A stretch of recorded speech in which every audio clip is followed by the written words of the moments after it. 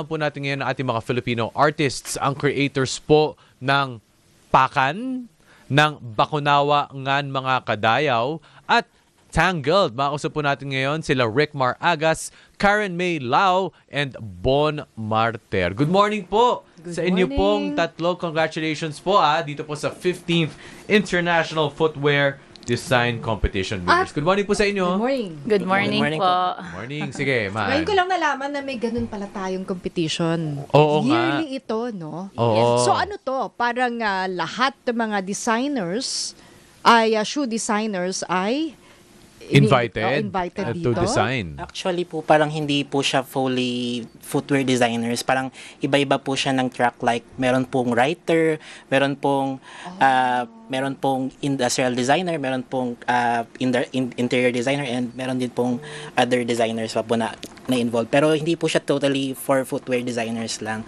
Okay. So sa category na yan, sa footwear, kayo nga. Po kami po. Oo. So, bale po, ako po is a professional licensed interior Si Bon. designer po. Yes, Interior oo. designer po ako. Si Karen po is A clothing technologist and also an author. Yes, okay. And si Sir Rickmar. freelance designer po. Wow. Ayun. Okay. So sige, Karen. So kamusta? bakit footwear ang inyong Oo, kinarir? Correct. Sige. Oo. Sa'yo to, Karen, di ba? Sa'yo itong... Ito ito. po. The Bakunawa. Yan, Bakunawa. Yan, sige. Kwento mo Bakit naman. sa footwear kayo? Oo. Oo. Sa lahat ng pwedeng i-design, gawing obra maestra, ay footwear ang inyong nagustuhan. Sige, Karen. As a clothing technologist po kasi natatouch namin ng footwear topic kasi I studied Bachelor of Science in Clothing Technology in UP. So natatouch namin yung footwear pero hindi siya masyadong natatackle in class. But then when you think about it, Philippines is like a footwear capital because of Marikina, di ba? Yes. And kilala tayo abroad, here and abroad, yung quality of how we create the footwear. So, as a designer, you will always have that ruminating thinking na, why not footwear? Kung ito yung strength ng Philippines, di ba?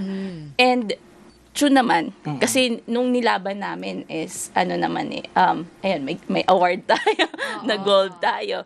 So, and because of that, we also had a lot of learning experience being able to work with the manufacturers in Marikina and actually learn the creation process of footwear. And that, as a designer, now we want to really explore footwear design. Kasi, pag Philippines, Marikina, footwear talaga, di ba? So, yun. Ikwento na naman ng konti saglit, no? Sige, mag-start ulit ako sa iyo, Sir Rickmar, ang iyong creation. Pwede tayo mag-show and tell ng konti. Tapos makwento mo kung ano yung inspirasyon ng design na yan, sir. And then, Rickmar, Karen, and Bon. Sige po, Sir Rickmar. Bali, yung pakan po kasi is ano po siya, sinulid in Tagalog or threads na ginagamit po sa paghahabi through traditional at saka yung modern po ng paghahabi ngayon. Ang naging inspiration ko po is bukod dun sa structures or yung elements ng paghahabi, kumbaga si Pakan binubuo siya ng, especially po dito sa heels niya, mayroong tatlong elements like po yung silhouette ng spool or yung cone spool, yung shuttle, at saka yung pinakapakan po or spool po niya. Ayan. So, pwede nyo siyang i-show and tell. Pwede nyo siyang hawakan. Ayan. Wow. So designed. Paano mo yan susuotin? Diba? In theory. Kung magkakaroon man po ng magpapakostom, pwede naman pong babawasan yung height ng heel para mas maging wearable po. Depende po dun sa client na magpapagawa kung gusto niya po is ilalakad niya or for photoshoot lang. Correct. Si Karen naman. Sige, yung Bakunawa. Ayan. Okay, yan. I-feature ko po ang aking gawa. Opo. Thank you. Thank you sa ating Here. technical. Ayan, yan po. Ayan. Sige, Karen. Bakunawan, mga kadayaw. So, ang main inspiration talaga ng Bakunawa is yung pre-colonial na myth of the Bakunawa and the Seven Moons. And that's why there's like a primordial sea serpent sa heel part. And the moons represents yung 7 moons na kinain ng Bakunawa. And actually, when I was designing these shoes, kasi sabi, pag yung Bakunawa daw, kumakain ng moon, nagkakaroon ng eclipse. And if you remember, this March, nagkaroon ng lunar eclipse. And I was actually designing the shoes and I was like, why not Baconawa? To represent my roots from Northern Samar. Because, yun, in our province naman po kasi, I think it's not strange occurrence na wala tayong masyadong written literature of our history, of our literature, of our pre-colonial roots because puros oral tradition yung napapass down. So, ang naging advocacy ko to culturally represent na magkaroon ng modern day medium yung design, yung historical and mga pre-colonial stories. And malaman ng mga current generation na meron tayong mga ganitong magagandang stories. So, yun yung naging inspiration ng shoes ko. So, ayan. This is my Baconawa. Ayan. Si Bon. Ayan. Ano naman yung Tangled? Okay. Sige, ayan. Pass the message na lang. Pass the message. Ayan. So, yung concept about po dito, yung design process ko po kasi is, I am more drawn po sa paggamit ng social issues. So, yung akin po is, ginamit ko po is yung tangled wires po ng Metro Manila or yung salasalabit or spaghetti wires po kung tawagin sa Metro Manila. So, parang kinonect ko po siya into a shoe and ginamit ko po siya as another reference po. Parang yung human experience po natin kung paano po tayo nag-take ng risk and kung yung mga ano po natin, human experiences. So parang ito po yung representation niya. Oo nga, parang yan yung kapag naglakad ka kung saan-saan, parang yan yung mga nadadaanan ng mga sapatos mo di ba? Yung tangled. Tangled talaga, no? Sa labat na di ba? Yun. Sige, Ay, alam mo ba, internationally, ay nakaano na rin to, no? Parang nakapasok na din? Yes. Sige, kwento nyo nga ngayon. Lahat ng mga nanalong yan, ay meron ding international recognition. Bali competition. po, si Pakan po, siya po yung nanalo po ng Gold Prize Award. Tsaka Saan ito? first place rin sa China, Guangzhou, China po. Congratulations. Yung international And first footwear place rin po siya design. sa ladies trendy, female trendy. Bakit kaya? Ano kaya nakita nila kung bakit nanalo Based ka? naman po dun sa mga pumunta po sa China na galing Na or Team delegates. Philippines po is yung mga judges po is hinahawakan or binubusisi po nila yung mga elements po ni Pakan. Siguro na thrill sila or na intriga sa details na meron po si Pakan. Pati rin siguro yung level of difficulty, no? Yes po. Yung execution. Sobra po talaga, especially po yung construction ko po kay Pakan noon. Kaya siguro na-appreciate po talaga nila yun. So ito, Bon, paano naman ito talagang, itong recognition na ito na umangat yung inyong, kumbagang industriya, and at the same time, inspiration din siya, di ba, na to really, hone the creativity of the Filipino, Bon.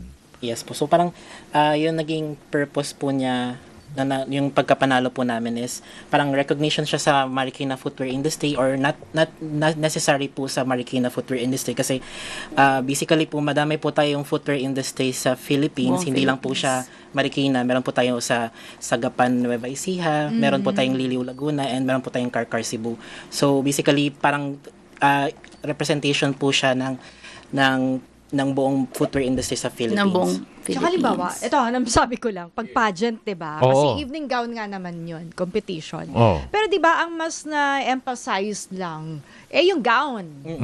Pwede rin namang yung ginamit, may designer ka rin kinuha para sa shoes. Diba? Yung mga ganon. Tama, Pero oo. paano nyo gagawin yun na wearable art? Yung tipong magagamit, no? I'm sure maraming may gustong magkaroon yan. Pero paano siya gagawing magagamit ng Functional lahat? and wearable. Oo, at Sige. lahat ay pwede, accessible. Karen. Oo. Actually, this shoes, I think the reason why I also won an award in the international competition is that nag-explore po ako sa footwear engineering ng shoes. So this heel in itself, 3D printed weight-bearing structure na siya. So wearable siya. So pag-aaralan din siya if we're going to have like a with the DOST-PTRI, like we are going to have research and development of the shoes na maging kung yung gait niya, yung stretch ng Tama. instep niya. And because yung desire na yung mga ganitong type of shoes is ma-feature din na maging wearable sa mga malalaking platform with that. Even DOST-PTRI have a program called Safatos, which is doing like a research and development of our footwear industry para din maging maging advanced din tayo when it comes to yung footwear structure. So ito yung Bakunawa ko is in the field of the more on the structural design. So ayan.